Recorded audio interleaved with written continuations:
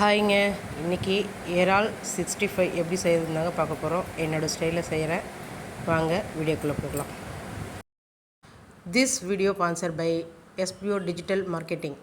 SPO digital marketing இந்த வேலை வீட்டில் இருந்தே பண்ணுற மாதிரி பார்ட் டைமாகவும் பண்ணலாம். அதே மாதிரி ஸ்டூடெண்ட்டு, ஹவுஸ் ஒய்ஃபு, வேலை தேடுறவங்க, அதே போல் மொபைலில் ஒர்க் பண்ணுற மாதிரி தான். நமக்கு சோஷியல் மீடியா பற்றியும் கொஞ்சம் தெரிஞ்சிருக்கணும். ஓகேங்களா? எந்த டைம்லனாலும் நீங்கள் ஒர்க் பண்ணலாம். அப்படி உங்களுக்கு விருப்பம் இருந்தால் இந்த நம்பருக்கு கான்டாக்ட் பண்ணுங்கள் வாட்ஸ்அப்பில்.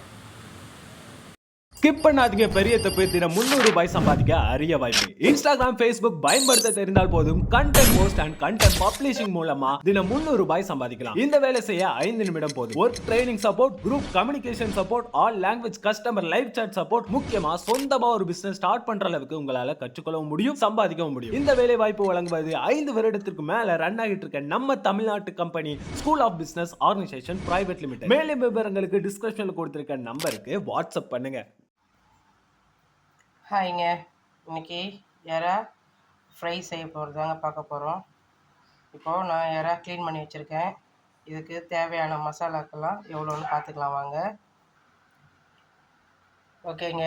ஃபஸ்ட்டு மங்களகரமாக மஞ்சள் ஆரம்பிப்போம். மஞ்சள் எடுத்து வச்சுருக்கேங்க. அடுத்தது இது வந்து ரெட் சில்லிங்க. இது வந்து வாசனைக்காக சில்லி சிக்கன் மசாலா எடுத்து வச்சுருக்கேங்க. அதுக்கடுத்து பச்சரிசி மாவு எடுத்து வச்சுருக்கேங்க. தேவையான அளவுக்கு இஞ்சி பூண்டு பேஸ்ட் எடுத்து வச்சுருக்கேங்க. அடுத்து தேவையான அளவுக்கு உப்பு, பாதி லெமன் எடுத்து வச்சுருக்கேன். இதெல்லாம் தாங்க இப்போ போட்டு கலந்து விட்டு மிக்ஸ் பண்ண போகிறோம். வாங்க மிக்ஸ் பண்ணிக்கலாம். இப்போ பார்த்தீங்கன்னா எறா வந்து ஒரு 400லேருந்து ஒரு 500 கிராமுக்கு தாராளமாக இருக்குங்க.